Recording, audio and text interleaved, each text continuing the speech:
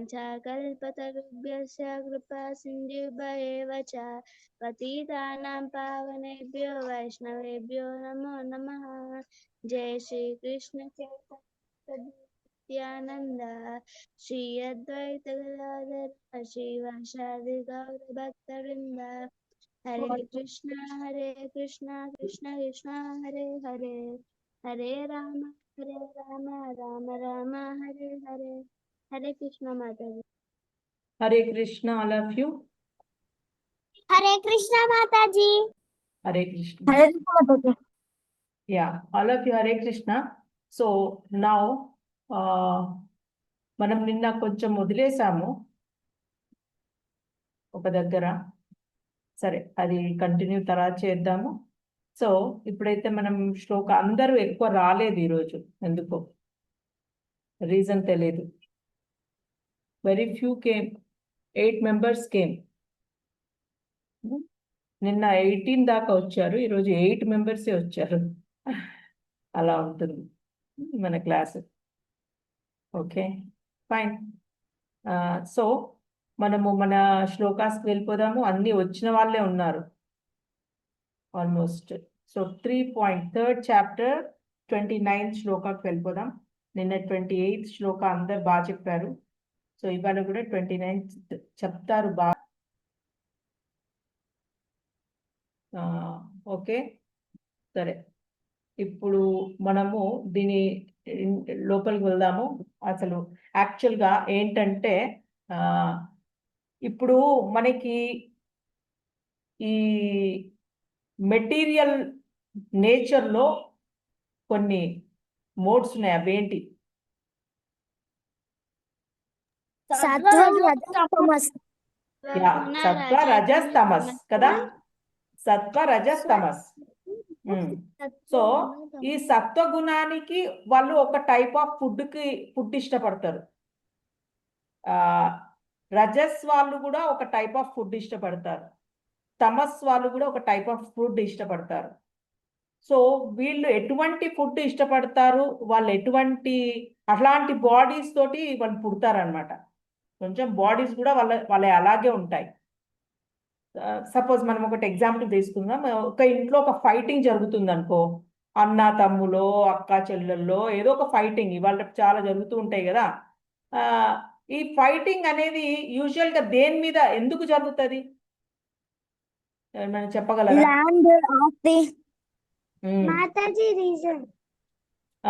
Land, ఇంకా ఇంట్లో wrong అవుతాయి. రైట్. అయితే అది డిజైరే కదా, కోరిక వల్లనే. అన్నిటికీ మూలం ఏంటి? కోరిక కదా. కోరిక అంటే వాళ్ళకి ఏదో కావాలి, ఒకరికి ఒకటి కావాలి అంటే ఇంకొకరికి ఇంకోటి కావాలి, ఆ ఇంకొకటికి ఇంకోటి కావాలి, అట్లా ఒక్కొక్కరికి ఒక్కొక్కటి కావాలి, డిజైర్ అనమాట. అప్పుడు డిస్టర్బెన్స్ వచ్చేస్తుంది ఇంట్లో, ఒకరొకరు కొట్టుకుంటూ ఉంటారు. ఎందుకు?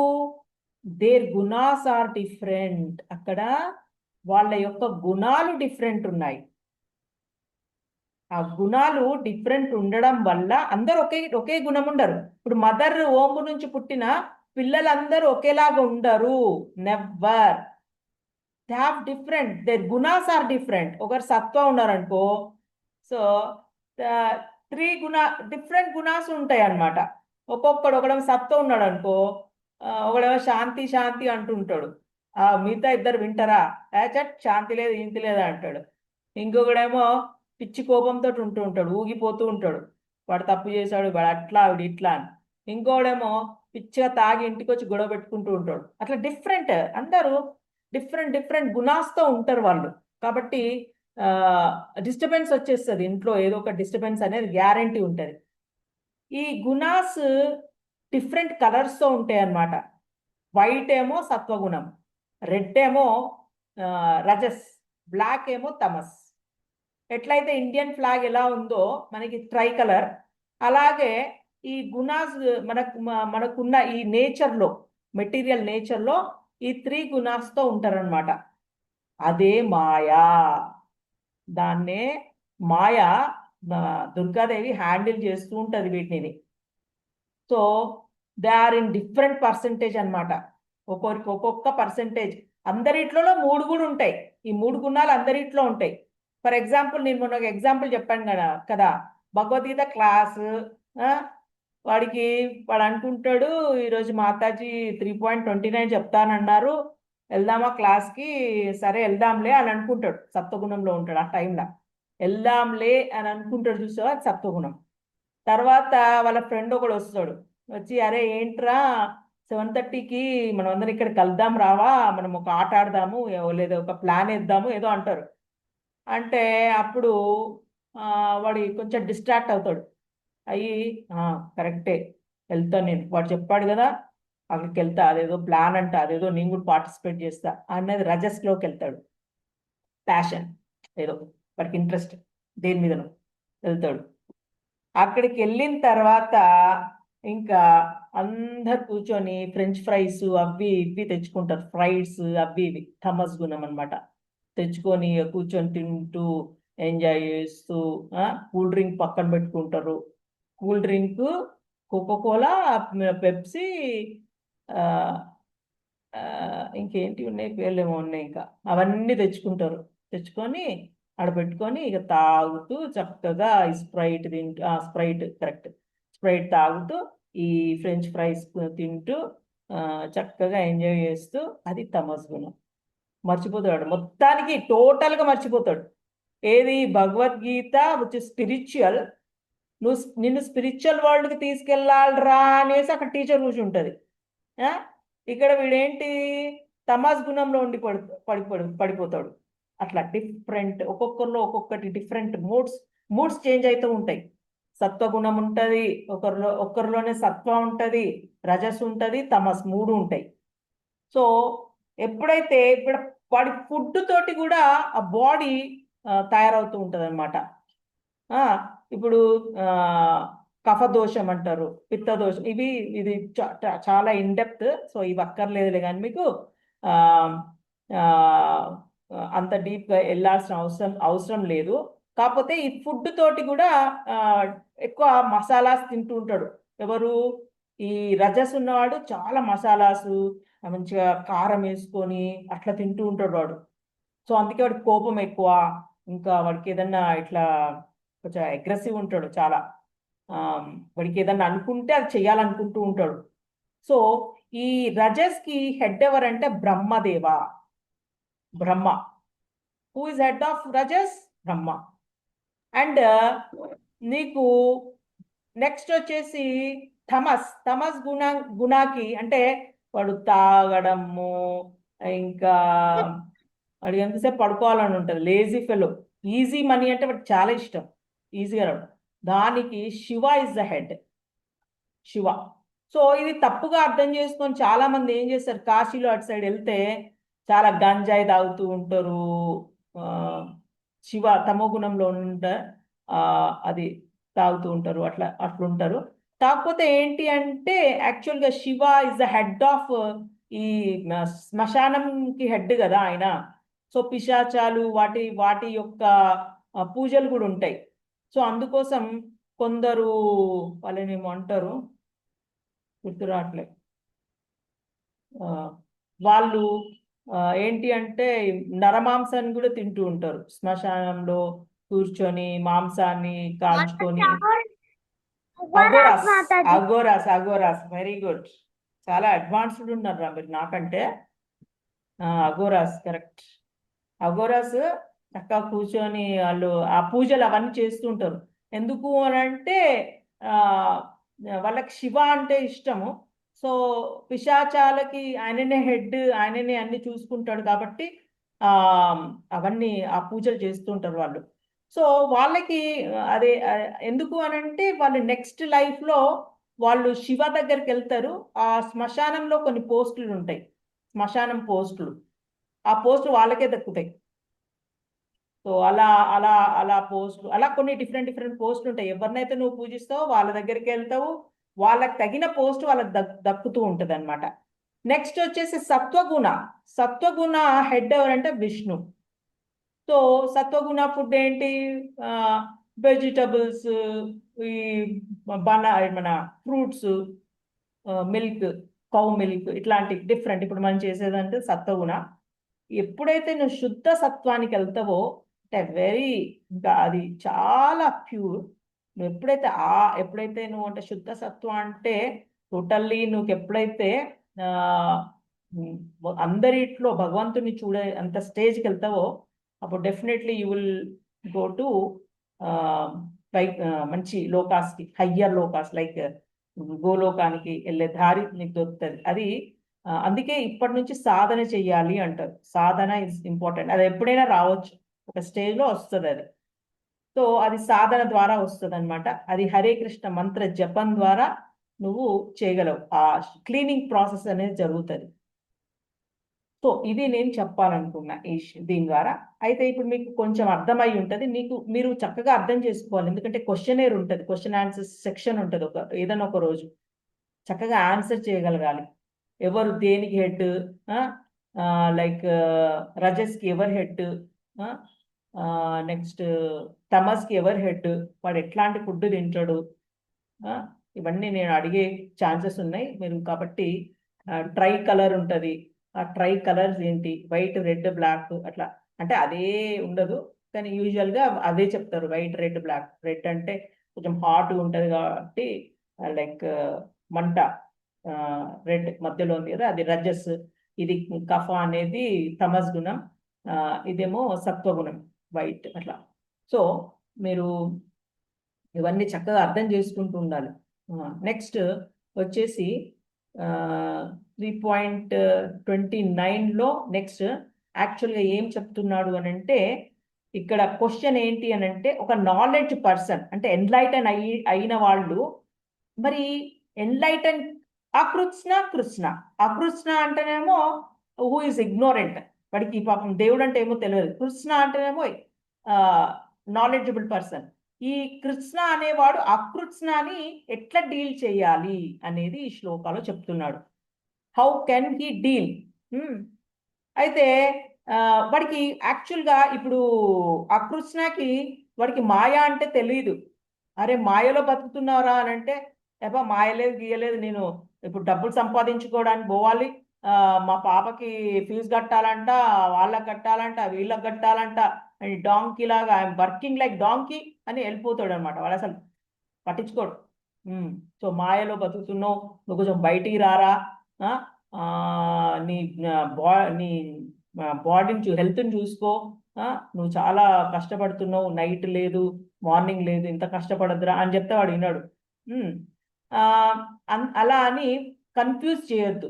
ఒక నాలెడ్జ్ ఉన్న పర్సన్ ఈ ఇగ్నోరెంట్ పర్సన్ని కొంచెం కన్ఫ్యూజ్ చేయకూడదు వాడిని. ఎందుకు అని అంటే వాడు ఇగ్నోరెంట్లో ఉన్నాడు. సో వాడిని ఎలా బయటికి తేవాలనేది ఇక్కడ చెప్తున్నాడు. ఎలా అంటే లైక్ ఒక అప్పుడప్పుడు వాడిని టెంపుల్కి తీసుకెళ్ళి సర్వీసెస్ ఇవ్వాలి. క్లీనింగ్, వెజల్స్ క్లీనింగ్ లాగా. చెప్పల్ కీపర్ ఉంటారు కదా అక్కడ, అందరు వస్తారు డివోటీస్ వస్తే చెప్పలు పడతారు కదా, అక్కడ కూర్చోబెట్టి చెప్పలు చూసుకోవడానికి, ఆ చెప్పల్ కీపింగ్, బుక్ సెల్లింగ్లో ఎంగేజ్ చేయడం, ప్రీచింగ్, అట్లా వాడిని మెల్లమెల్లగా దింపాలి. ఇప్పుడు నేను అలాగే మెల్లగా దిగినా అనమాట. ఇంకా నేను టోటల్గా ఇంకా చాలా ప్రాసెస్ ఉంది. నేను ఈ భగవద్గీత మొత్తం చెప్పేవారికి అప్పటి కూడా నాకు ఏమన్నా అర్థమవుతుందో లేదో తెలియదు కానీ ట్రై చేస్తున్నా. అలా ప్రాసెస్లో ఉంటామన్నమాట. అలా వాడికి మెల్లమెల్లిగా కొంచెం సర్వీసెస్ ఇవ్వాలన్నమాట. సర్వీసెస్ ఇస్తే వాడు ఆ సర్వీసెస్లో ఉండి మెల్లిమెల్లిగా గాడ్ని తెలుసుకుంటూ ఉంటాడు. ఓహో అని. తర్వాత మెల్లిగా వాడికి ఏమర్థం అవుతుందంటే అందరిట్లో పరమాత్మ ఉన్నాడు అని వాడికి అర్థమవుతుంది. లైక్ నారద మహర్షి కూడా అంతే కదా పాపం. ఎట్లా వాళ్ళ చిన్నప్పుడు వాళ్ళమ్మ వాడిని, ఆ చిన్న పిల్లవాడిని తీసుకొని వస్తుంది. ఆమె పని మనిషిలా పనిచేస్తుంది. అయితే ఆమె ఒక డివోటీస్ ఇంట్లో పనిచేస్తుంది అనమాట. ఏంటి, వాళ్ళ వెజల్స్ క్లీన్, వాళ్ళు తిన్నాక వాళ్ళ వెజల్స్ క్లీన్ చేస్తుంది అనమాట. అయితే ఆమె తిన్నాక వాళ్ళ వెజల్స్ క్లీన్ చేసేటప్పుడు కొంచెం మిగిలిపోయింది ఉంటుంది కదా. సో ఆమె ఏం చేస్తుంది, ఒక దాంట్లో పెడుతుంది అనమాట, ఒక వేరే ప్లేట్లో పెడుతుంది. పెడితే అప్పుడు నారద మహర్షి వెళ్ళి, అంటే చిన్నప్పుడు నారద ఆయన వెళ్ళేసి ఆ ప్లేట్ తీసుకొని ఆ రెమనెంట్స్ తినేవాడు అనమాట. యాక్చువల్గా డివోటీస్, ప్యూర్ డివోటీస్ రెమనెంట్స్ అంటే మిగిలిపోయిన తింటే వాళ్ళు ప్యూరిఫై అవుతారు. అది చెప్తారనమాట, అది ప్యూరిఫై అవుతుంది మనకి. సో ఆయన వాళ్ళ పర్మిషన్ అడిగేవాడు, లోపలికి వెళ్ళి మీరు వదిలేశారు కదా అది నేను తినొచ్చా అని అడిగేవాడు. ఆ చిన్న పిల్లవాడిని చూసి వాళ్ళకి ముద్దేసి ఆ తిను బాబు అంటే వెళ్ళేసి కూర్చొని తినేవాడు అనమాట. అలా ఆయన తినేవాడు కాబట్టి ఆయనకి కృష్ణ మెరిసి దొరికింది. సో ఏమైంది, ఒక రోజు ఇలాగే పని అంత అయిపోయాక వాళ్ళమ్మ ఇంటికి వస్తూ ఉంటే పాపం పాము కాటుతోటి చనిపోతుంది. అది కూడా కృష్ణ మెర్సీనే. కానీ చాలా మంది ఏమనుకుంటారంటే ఇది ఎట్లా అన్యాయము, పాపం ఉన్నోడు ఒక్క చిన్న పిల్లోడు, వాడికి ఉన్న తల్లి కూడా పోయింది. ఇప్పుడు అందరు వేరేలా దాన్ని చూసే విధానం అట్లా ఉంటది, అందరు అట్లా అనుకుంటారు. కానీ యాక్చువల్గా కృష్ణకి ఏంటి అని అంటే వీడు వీడికి ఫ్రీ చెయ్యాలి. ఇప్పుడు వాళ్ళ మదర్ లేకపోతే వీడు ఒక్కడే ఉంటే వాడు మెల్లిగా గాడ్కి దగ్గర అవుతాడు అని తెలుసు, నెక్స్ట్ ఏం జరుగుతుంది అనేది. కాబట్టి ఆ మదర్ని తీసేశాడు. సో ఆయన ఏం చేస్తాడు ఆ బాబు, ఇంకా మొత్తం తిరగడం స్టార్ట్ చేస్తాడు. ఏది కన్యాకుమారి టు జమ్మూ అండ్ కాశ్మీర్ అట్లా మొత్తం అన్ని ప్లేసెస్ తిరుగుతూ ఉంటాడు అనమాట. అన్ని ప్లేసెస్ తిరుగుతూ తిరుగుతూ ఆయనకి ఎక్కడ చూడు భగవంతుడే కనిపిస్తాడు. ఎందుకంటే ఆయన తిన్నాడు, ఏం తిన్నాడు, ఆ భక్తులు వదిలేసిన ఫుడ్ తిన్నాడు కాబట్టి ఈ రియలైజ్డ్, మొత్తం అర్థమైంది ఆయనకి ఏంటి అనేది. సో ఎక్కడ చూడు భగవంతుడినే చూడగలుగుతాడు. సో అలా ఎలివేట్ అవుతాడు, అంత హైయర్ స్టేజ్కి వెళ్తాడు. ఎట్లా అంటే ఒక లోకా నుంచి ఇంకో లోకంకి వెళ్ళే అంత ఎనర్జీ వచ్చేస్తుంది ఆయనకి, అంత పవర్స్ వచ్చేస్తాయి కృష్ణ నుంచి, అన్ని పవర్స్ తీసుకుంటాడు. సో అలా సంపాదిస్తాడు నారద మహర్షి. సో మీరు ఎవరైనా సాధించవచ్చు అది, అట్లాంటి ఆ స్టేజ్కి వెళ్ళడానికి. సో అలా నెక్స్ట్ ఏంటి అని అంటే ఇప్పుడు మాకు క్వశ్చన్ వస్తుంది, ఎవరు నన్ను కూడా ఇదే క్వశ్చన్ అడిగారు, ఏంటంటే ఈ రిచువల్స్ యూజ్లెస్ మరి అని. రిచువల్స్ అంటే ఏంటి అంటే ఇప్పుడు కర్మకాండలు అవి ఇవన్నీ పెట్టాడు కదా, నువ్వు ఇట్లా చేయాలి అట్లా చేయాలి చనిపోయినప్పుడు మరి ఇవన్నీ యూజ్లెస్సా అని అంటే ఇవన్నీ యూజ్లెస్ కాదు. అంటే ఎవరికి యూజ్లెస్, ఎన్లైటెండ్ పర్సన్ అంటే ఎవడైతే భగవంతుడు అందరిలో ఉన్నాడు, ఎవరైతే ఆ ఫీలింగ్ వస్తుందో అందరిలో భగవంతుని చూడగలుగుతాడు, వాడికి ఈ రిచువల్స్ చేయాల్సిన అవసరం లేదు, కానీ ఎవరైతే చూడలేరు అంటే వాడికి అసలు నామ జపమే చేయడు, వాడు మార్నింగ్ ప్రభుపాల్ చెప్పినట్టు అన్ని చేసి ఒక 10 years అయ్యి చక్కగా పాటించాడు అని అంటే స్లోలీ హీ కెన్, అంటే వాడికి ఆ శక్తి వస్తుంది, రిచువల్స్ చేయకుండా ఏం కాదు. కానీ మిగతా వాళ్ళు కంపల్సరీ రిచువల్స్ అవన్నీ ఈ వేదాస్లో అన్ని పెట్టింది ఎవరు అని అంటే భగవంతుడే. కాబట్టి ఎప్పుడు క్రిటిసైజ్ చేయొద్దు వేదాస్ని, ఫాల్తూ వేదాస్ అట్లా మాట్లాడతారు. మన టీవీ ఆన్ చేస్తే కొందరు వచ్చి నిల్చొని పెద్ద గ్రేట్గా చెప్తూ ఉంటారు, దాంట్లో ఇట్లుంది, అది వేస్ట్, ఇది వేస్ట్ అట్లా చెప్తూ ఉంటారు. అవన్నీ అట్లా క్రిటిసైజ్ ఎప్పుడు చేయొద్దు, అది చాలా ప్రాబ్లం, మనకే ప్రాబ్లం, మన సోల్కి ప్రాబ్లం ఫ్యూచర్. ఫర్ ఎగ్జాంపుల్ ఒకరు సుదర్శన చక్ర హోమం చేస్తున్నారు అనుకో ఇంట్లో. సో వాళ్ళు చెప్తారు, వాళ్ళు ఏం చేస్తారు, పూజారి మా ఇంట్లో సుదర్శన చక్రం హోమం ఉంది, మీరు రావాలి తప్పకుండా, వచ్చి ఈ హోమం చేయండి అని అంటే అప్పుడు ఆ పూజారి అన్ని తీసుకొచ్చి అన్ని చక్కగా ఆ ఇంట్లో చేస్తాడు. చేసినప్పుడు ఏమవుతుంది, అక్కడ అంతా స్పిరిచువల్ అయిపోతుంది, మొత్తం ఆ ఇల్లంతా స్పిరిచువల్ అవుతుంది. ఆ ఇంటికి డివోటీస్ వస్తారు కదా, కొందరు డివోటీస్ వైష్ణవాస్ కూడా రావచ్చు, బ్రాహ్మణ్స్ రావచ్చు. వచ్చినప్పుడు ఏమవుతుంది, శుద్ధి అనేది జరుగుతుంది, ఆ ఇంట్లో శుద్ధి అనేది జరుగుతుంది. కానీ ఎవరైతే జరిపించారో ఈ పూజ డబ్బులు పెట్టి కొంచెం పుణ్యం వస్తుంది, ఎందుకంటే ఆ ఫుడ్ పెడతారు ఆ డివోటీస్ కి, ఇంకా అక్కడ పూజారికి కొంచెం డబ్బులు ఇస్తారు కదా, కాబట్టి కొంచెం పుణ్యం వస్తుంది. కానీ వాడికి ఎన్లైటన్మెంట్ రాదు, శుద్ధి అనేది హార్ట్ శుద్ధి అవ్వదు. ఎందుకు హార్ట్ శుద్ధి అవ్వదు అని అంటే నెక్స్ట్ వాళ్ళు వెళ్ళిపోగానే ఏం చేస్తాడు, చలో కమాన్ తీసుకురారా, మటన్ తీసుకురా, చికెన్ తీసుకురా, వండుకో, తిను, తాగు, ఇది ఇలా అయిపోతుంది ఆ నెక్స్ట్ డే. అలా అయిపోతే ఇంకా నీకు ఎక్కడ అయిపోయింది కదా, నీ శుద్ధి అనేది జరగలే, నీ హార్ట్. నువ్వు ఎప్పుడైతే దాన్ని చక్కగా పాటిస్తావో ఎప్పటికీ శుద్ధి అనేది జరుగుతుంది మెల్లిమెల్లిగా. అది కూడా చాలా టైం తీసుకుంటుంది. యాక్చువల్గా ఈ రిచువల్స్ అన్ని ఎందుకు పెట్టాడు భగవంతుడు వేదాస్లో అంటే, ఎప్పుడూ భగవంతుణ్ణి తలుచుకో, భగవంతుణ్ణి మర్చిపోకు అని ఈ రెండిటి కోసమే ఈ రిచువల్స్ పెట్టాడు. కానీ యాక్చువల్గా మన వాళ్ళు ఏం చేస్తున్నారు, నాకు ఆ కోరిక కావాలి, నాకు ఈ కోరిక తీరాలి అనేసి రిచువల్స్ అట్లా యూజ్ చేసుకుంటున్నారు. But that is not actually for not that, ఆ పర్పస్ కోసం కాదు రిచువల్స్.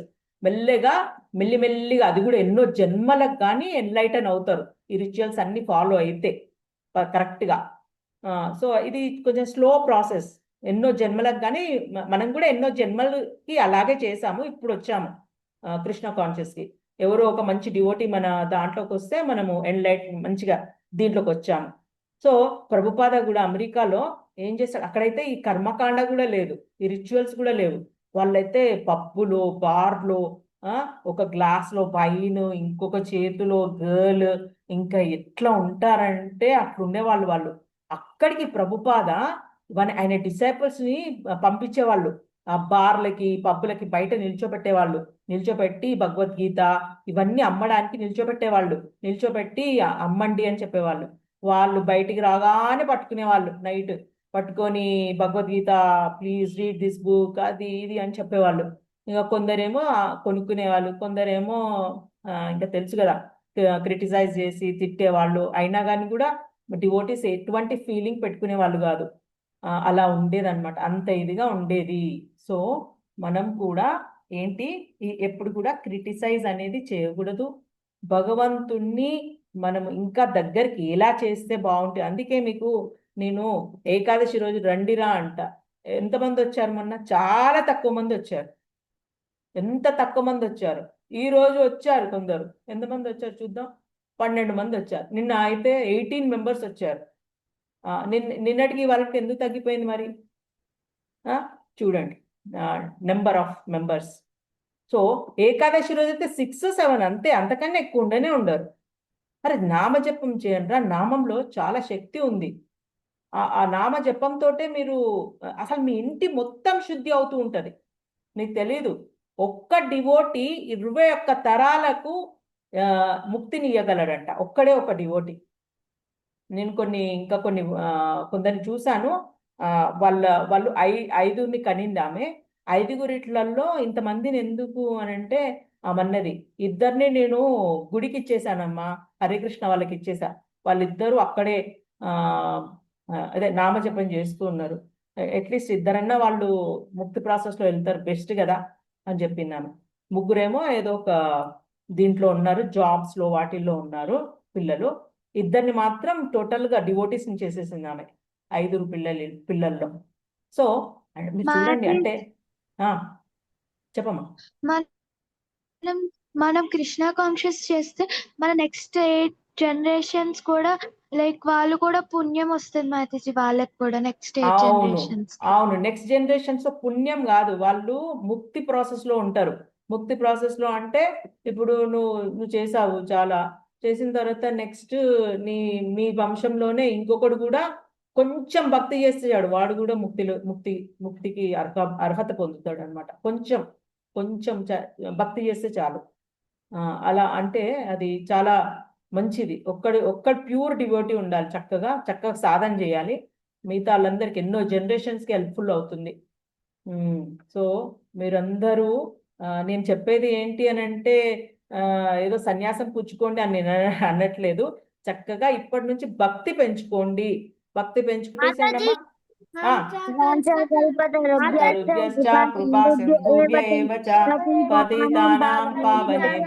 వైష్ణవేభ్యో నమో నమః.